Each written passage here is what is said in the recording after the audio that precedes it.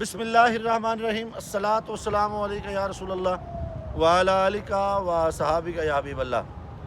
میرے ناظرین، سامعین، میرے چاہنے والے، میرے بہت سارے احباب، دوست، بہنیں، بیٹیاں جو ہمارے چینل کو دیکھتے ہیں اور ہمیں خط لکھتے ہیں، فون کرتے ہیں، میسیج کرتے ہیں، ان کے لیے ہم نے جو وظائف کا سلسلہ شروع کیا ہوا ہے۔ بہت سارے ایسے دوست ہیں جنہیں ایک شکوہ رہتا ہے، جی حسد لوگ بہت کرتے ہیں، لوگ ظالم بڑے ہیں، کوئی شک نہیں ہے۔ یہ ہمارا معاشرہ جو حاسدین سے بھرا پڑا ہے، کچھ لوگوں کی جبلت کے اندر اللہ نے حسد، بغض، دوسرے سے جلنا یہ لکھا ہوتا ہے، اور ان کا کام یہ ہے کہ ہموں کو جلتے رہنا، حسد کرتے رہنا اور سرکش رہنا۔ تو ایسے لوگوں کے لیے جو بہن بھائی، میرے دوست ایسے لوگوں کے نرغے میں ہیں کہ جو کسی کو آگے نہیں بڑھنے دیتے، یہ بڑے ظالم لوگ ہوتے ہیں، یہ نہ کسی کو آگے بڑھنے دیتے ہیں، نہ کسی کی نوکری میں اگر وہ آگے جانا چاہتا کھینچ لیتے ہیں، ٹانگیں کھینچتے ہیں۔ ان کو صرف حسد ہے، اور حسد کا علاج سوائے اس کے کچھ نہیں کہ اپنے حسد میں بندہ جل جل کے مر جائے۔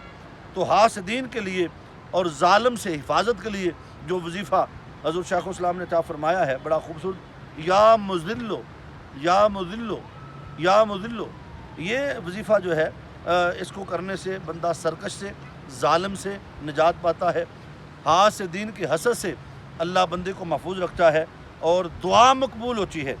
اولیاء کرام نے دو نام جو وظیفے کے لیے رکھے ہیں، جن کو اولیاء کرام نے ہمیشہ اپنی ورد زبان رکھا، یا معزو یا مذلو، یا معزو یا مذلو۔ اس کا مطلب یہ ہے اے عزت دینے والے، اے عزت دینے والے۔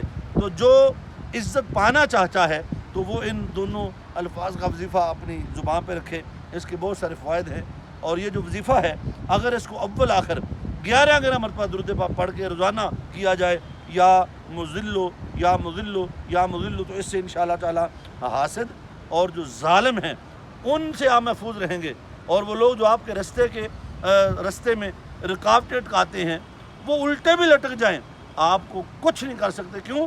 آپ اللہ کی پناہ میں آگے ہیں، اللہ کی حفاظت میں آگے ہیں۔ اور یہ جو وظیفہ آج آپ کو دیا ہے، یقین کریں یہ میرا اپنا آزمودہ ہے۔